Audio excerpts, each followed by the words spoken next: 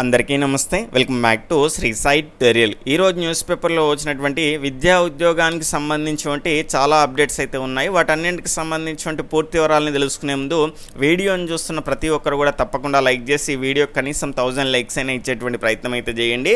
కొత్తగా చూస్తున్న వాళ్ళు ఎవరైనా ఉంటే ఇలాంటి అప్డేట్స్ అన్ని కూడా రెగ్యులర్గా పొందాలి అంటే ఈ వీడియో క్రింద ఉన్నటువంటి సబ్స్క్రైబ్ బటన్ని క్లిక్ చేసుకొని పక్కన ఉన్నటువంటి ఆల్ నోటిఫికేషన్ బెల్ ఐకాన్ని క్లిక్ చేస్తే నేను చేసేటువంటి ప్రతి వీడియో కూడా మీకు నోటిఫికేషన్ రూపంలో వచ్చేస్తుంది. అదేవిధంగా ఇక్కడ గ్రూప్ 4 కానీ గురుకుల కానీ డిఎస్సి కానీ ఏ ఇతరమైనటువంటి పోటీ పరీక్షలకు ప్రిపేర్ అవుతున్నా కూడా మీకు అక్కడ డైలీ న్యూస్ పేపర్స్ కానీ న్యూస్ పేపర్స్లో వచ్చినటువంటి ముఖ్యమైనటువంటి ఎడిటోరియల్స్, అదేవిధంగా కరెంట్ ఈవెంట్స్, ముఖ్యమైనటువంటి మెటీరియల్ అంతా కూడా రెగ్యులర్గా మనకు ఏదో ఒకటి మీకు ఉపయోగపడేటువంటి కంటెంట్ అనేది ఫ్రీగా మన గ్రూప్స్లోనైతే మీకు షేర్ చేయడం జరుగుతుంది. కాబట్టి ఇంకా ఎవరైనా మన గ్రూప్స్లో జాయిన్ అవ్వని వాళ్ళు ఉంటే ఈ వీడియో యొక్క టైటిల్ మీద క్లిక్ చేస్తే మనకి ఈ రకంగా డిస్క్రిప్షన్ ఓపెన్ అవుతుంది. అందులో మన గ్రూప్స్ యొక్క లింక్స్ అనేవి ఉంటాయి. ఏదో ఒక గ్రూప్లో మీరు జాయిన్ అయ్యేటువంటి ప్రయత్నం అయితే చేయండి. అదేవిధంగా కామెంట్ సెక్షన్లో కూడా ఇవే లింక్స్ అయినవి అందుబాటులో ఉంటాయి. అక్కడ నుంచి కూడా మీరు జాయిన్ కావచ్చు. ఇక మన మొదటి అప్డేట్లోకి వెళ్తే చాలామంది అయితే ఇక్కడ బీసీ స్టడీ సర్కిల్కి సంబంధించినటువంటి రిజల్ట్ అనేది ఎప్పుడు పెడతారో అప్లై చేసుకున్నాం కదా, కోచింగ్ ఫస్ట్ నుంచి స్టార్ట్ అవుతుంది అన్నారు. దానికి సంబంధించి ఒక వీడియో చేయండి అంటున్నారు. కానీ ఇక్కడ చూసుకుంటే ఇది బీసీ స్టడీ సర్కిల్కి సంబంధించినటువంటి అఫీషియల్ సైట్ అండి. ఇందులో మనకు ఎలాంటి ఇన్ఫర్మేషన్ కూడా ఇవ్వలేదు. వాళ్ళు ఏమన్నారంటే ఇక్కడ కోచింగ్ అనేది వాళ్ళు ఇచ్చినటువంటి పీడిఎఫ్లో కనుక చూసుకుంటే ఇక్కడ 1 జూన్ 2023 నుంచి అయితే స్టార్ట్ అవుతుంది అన్నారు. సెలెక్టెడ్ క్యాండిడేట్స్ లిస్ట్ కనుక చూసుకుంటే 27 మే 2023కి అయితే అందుబాటులో ఉంచుతామన్నారు. కానీ ఇక్కడ అప్లికేషన్ డేటే మనకి 28 వరకు పెంచారు కాబట్టి మళ్ళీ దీన్ని అయితే ఎక్స్టెండ్ చేసి అయితే ఉండొచ్చు. దానికి సంబంధించి అయితే అఫీషియల్ వెబ్సైట్లోనైతే ఎలాంటి ఇన్ఫర్మేషన్ లేదు. ఇక్కడ ఫోన్ నంబర్స్ ఉన్నాయి కదా, ఏదైనా మనకు ఇబ్బంది ఉంటే కనుక కాల్ చేయమని ఇక్కడ ఫోన్ నంబర్ అయితే ఇవ్వడం జరిగింది. ఇక్కడ దీనికి సంబంధించి అయితే మీరు కాల్ చేసి వివరాలను తెలుసుకునేటువంటి ప్రయత్నం చేయండి. ఒకేసారి చేస్తే కలవకపోవచ్చు, 1కి 2 సార్లు చేసేటువంటి ప్రయత్నం చేయండి. ఇక్కడ మరొక నంబర్ కూడా ఉంది. ఇక్కడ ఈ టోల్ ఫ్రీ నంబర్ కూడా కాల్ చేసి వివరాలను తెలుసుకునే ప్రయత్నం అయితే చేయండి. ఇక్కడ టీఎస్బీసీ స్టడీ సర్కిల్కి సంబంధించిన మెయిన్ సైట్ కూడా ఉంది. ఇందులో కూడా మనకి ఎక్కడ కూడా సెలెక్టెడ్ క్యాండిడేట్స్ అది అని మనకి ఎక్కడైతే కనిపించట్లేదు. ఒకవేళ మీకు పర్సనల్గా ఏవైనా కాల్స్ వచ్చాయా లేదంటే మీకు దీనికి సంబంధించినటువంటి ఫర్దర్ ప్రాసెస్ గురించి ఎవరికైనా తెలిసి ఉంటే కనుక ఇక్కడ ఈ వీడియో యొక్క కామెంట్ సెక్షన్లో తెలియజేసేటువంటి ప్రయత్నం అయితే చేయండి. అఫీషియల్ సైట్లో మాత్రం ఎలాంటి ఇన్ఫర్మేషన్ అయితే లేదు. ఇక నెక్స్ట్ మన మొదటి అప్డేట్లోకి వెళ్తే కనుక మనకు ఇక్కడ గ్రూప్ 1కి సంబంధించిన ప్రిలిమినరీ హాల్ టికెట్లు అయితే సిద్ధమయ్యాయి. వెబ్సైట్లో పొందుపరిచిన TSPSC నేటి నుంచి డౌన్లోడ్ చేసుకోవచ్చు. ఇక్కడ 503 గ్రూప్ 1 సర్వీస్ ఉద్యోగాల భర్తీకి ఈ నెల 11న నిర్వహించినటువంటి ప్రిలిమినరీ పరీక్ష హాల్ టికెట్లు అయితే సిద్ధమయ్యాయి. అభ్యర్థుల వివరాల ర్యాండమైజేషన్ తర్వాత వీటిని వెబ్సైట్లో పొందుపరిచింది. ఆదివారం అంటే ఈ నెల 4 ఈ రోజు నుంచి మనకైతే హాల్ టికెట్లు డౌన్లోడ్ చేసుకోవడానికి కమిషన్ అయితే సూచించడం జరిగింది, చేసుకోవాలని. ఇక్కడ 11న ఉదయం 10:30 గంటల నుంచి మధ్యాహ్నం 1 గంట వరకు అయితే పరీక్ష జరుగుతుందని తెలిపింది. అక్టోబర్ 16 నాటికి పరీక్ష కోసం డౌన్లోడ్ చేసుకున్న హాల్ టికెట్లు ఇప్పుడు పనిచేయవని, తాజాగా మళ్ళీ తీసుకోవాలని అయితే ఇక్కడ క్లియర్గా చెప్పడం జరిగింది.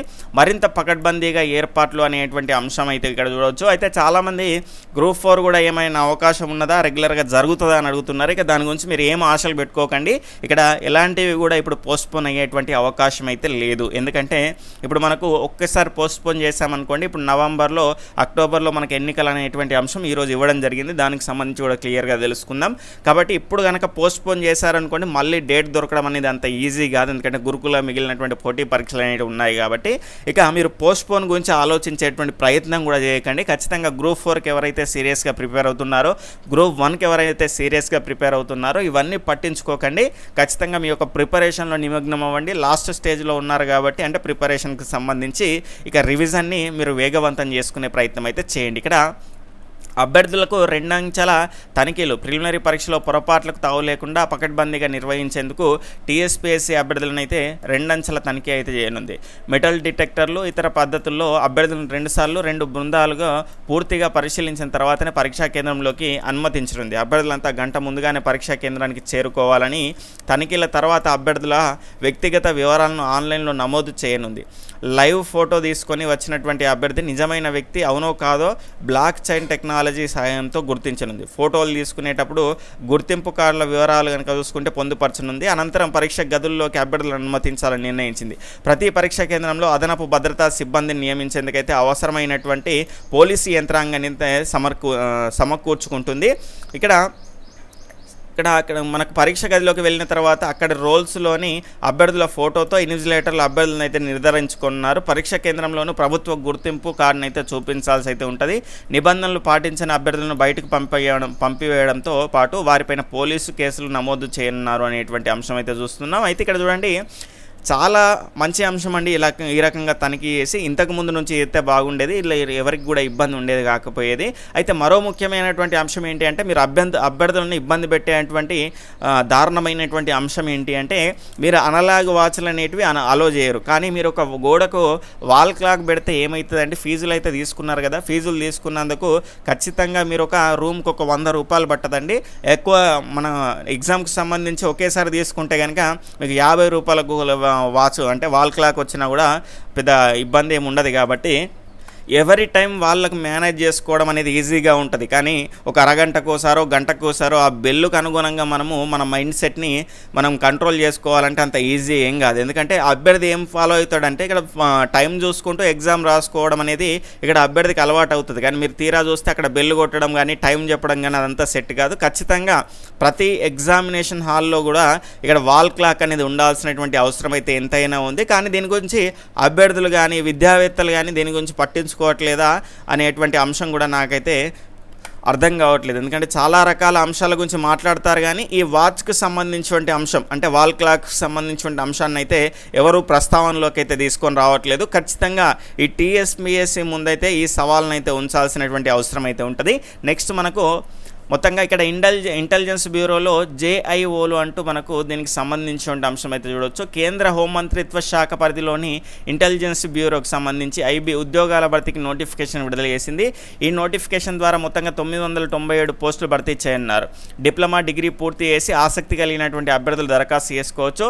జూనియర్ ఇంటెలిజెన్స్ ఆఫీసర్ ఇక్కడ JIOకు సంబంధించి గ్రేడ్ 2 టెక్నికల్కి సంబంధించి ఈ రకంగానైతే పోస్టులు అయితే చూసుకోవచ్చు. ఖాళీలు అయితే 997, ఇక్కడ UR కు సంబంధించి 325, SC 119, ST 59, OBC 215, EWSకు సంబంధించి 79 అయితే ఉన్నాయి.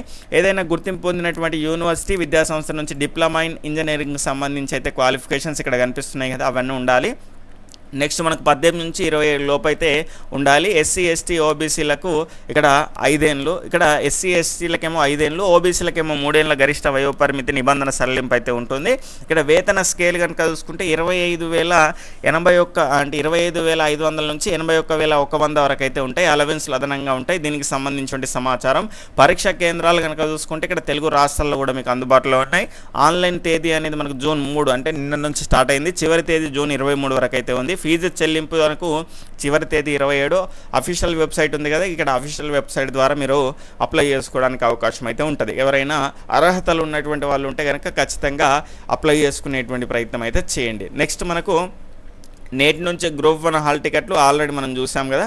నెక్స్ట్ మనకు బదిలీలకు వేలాయే. అసెంబ్లీ ఎన్నికల నేపథ్యంలో భూ పరిపాలన శాఖలో మొదలైనటువంటి ట్రాన్స్ఫర్లు జూలై నెలాఖరు కల్లా తహసీల్దార్లు కూడా రాష్ట్ర వ్యాప్తంగా 70% మందికి స్థానచలనం కలిగేటువంటి ఛాన్స్ అనేటువంటి అంశం అయితే చూస్తున్నాం. అంటే మనకు ఎన్నికలకు సంబంధించినటువంటి ప్రక్రియ మొదలయ్యేటువంటి సందర్భంలో ఇక్కడ అధికారులు ఒకే దగ్గర ఉంటే కనుక ఏదైనా పైరవీలకు పాల్పడేటువంటి అవకాశం అనేది ఇన్ఫ్లుయెన్స్ చేయగలిగేటువంటి అవకాశం ఉంటుంది. కాబట్టి ఈ రకంగా ఎలక్షన్స్కు ముందు బదిలీల ప్రక్రియ అనేది కొనసాగుతుంది. అదే అంశం అయితే మనకి ఇప్పుడు తెర మీదకైతే రావడం జరిగింది. నెక్స్ట్ మనకి ఎన్నికలకు ఈసీ రెడీ. అక్టోబర్ లేదా నవంబర్లో నోటిఫికేషన్ ఏర్పాట్లు స్పీడప్ చేసినటువంటి ఎలక్షన్ కమిషన్ జూలై 5 నుంచి 10 దాకా ఆఫీసర్లకైతే మాస్టర్ ట్రైనింగ్. ఇప్పటికే 73,000 ఈవీఎంలు అయితే సిద్ధం. అధికారులు బదిలీలకైతే ఇటీవల ఆదేశం. ఎలక్షన్ మూడ్లోకి అన్ని పార్టీలు అనేటువంటి అంశం కాబట్టి ఖచ్చితంగా ఇక్కడ DSC వేయడానికి కూడా ఖచ్చితంగా ఇక్కడ అభ్యర్థుల నుంచి అయితే డిమాండ్ పెరగాల్సినటువంటి అవసరం అయితే ఉన్నదండి. ఇంకెప్పుడండి మన దగ్గర మనం ఓట్లు వేసినటువంటి ప్రజాప్రతినిధులను అడగకపోవడానికి కారణం ఏంటో నాకైతే అర్థం కావట్లేదు. ఖచ్చితంగా వినతి పత్రాలు అయితేనేమి ఖచ్చితంగా వాళ్ళ దగ్గరికి వెళ్ళేసి మీ యొక్క అభ్యర్థనను ఇక్కడ ప్రభుత్వానికి తెలియజేయండి అని తెలియజేయాల్సినటువంటి అవసరం అనేది ఖచ్చితంగా ఉంది. ఎందుకంటే అక్టోబర్ నవంబర్ అంటే మనకు 4 నెలలు లేదు చక్కగా. కాబట్టి DSCకి సంబంధించినటువంటి డిమాండ్ అనేది కూడా చేయాల్సినటువంటి అవసరం అనేది ఖచ్చితంగా ఉంది. ట్రాక్ మారడంతోనే ఘోరం, చివరి క్షణాల్లో అనూహ్యంగా లూప్ లైన్లోకి కోరమండల్, ప్రమాద సమయంలో గంటకు 130 కిలోమీటర్ల వేగం, సిగ్నలింగ్ లోపాలపైనే అనుమానాలు, రైల్వే ప్రాథమిక నివేదిక అనేటువంటి అంశం అయితే చూస్తున్నాం. దాదాపుగా 288 మంది అయితే ఇక్కడ ఈ ప్రమాదంలో చనిపోవడం జరిగింది. చాలా దురదృష్టకరమైనటువంటి సంఘటనగా మనం చెప్పుకోవచ్చు. చాలా బాధాకరమైనటువంటి సన్నివేశం ఇది. ఇక్కడ కవచ్ ఉండి ఉంటే కోరమండల్ ప్రమాదంతో తెరపైకి భద్రతా వ్యవస్థ అనేటువంటి అంశం అయితే చూస్తున్నాం. సికింద్రాబాద్ డివిజన్లో స్వయంగా పరీక్షించినటువంటి రైల్వే మంత్రి అనేటువంటి అంశం. 2022 మార్చి 4న ఈ పరికరాన్ని సికింద్రాబాద్ డివిజన్లోని ఇక్కడ గుళ్ళగూడ చిట్టిగిడ్డ స్టేషన్ల మధ్య అయితే ప్రయోగించి చూశారు. ఇందులో రైల్వే మంత్రి అశ్వనీ వైష్ణవ్, అప్పటి railway board chairman Vinay Kumar త్రిపాఠీలు అయితే ఎదురెదురుగా వచ్చి రైళ్లలో ప్రయాణించి ప్రత్యక్షంగా దాని పనితీరును అయితే పరీక్షించారు. ఇక్కడ చూసుకుంటే రైళ్లు సురక్షితంగా నడవడానికి కవచ్ అనేటువంటి ఈ వ్యవస్థను రైల్వే ఆధ్వర్యంలో research, design and standards organisation సొంతంగా రూపొందించడం జరిగింది. ఇందులో 3 భారతీయ సంస్థలు పాల్పంచుకున్నాయి. ఇందుకు రూపాయలు 16.88 కోట్లు అయితే ఖర్చయింది. ఈ వ్యవస్థలో ఎలక్ట్రానిక్ రేడియో ఫ్రీక్వెన్సీ ఐడెంటిఫికేషన్ పరికరాలు అయితే ఉంటాయి.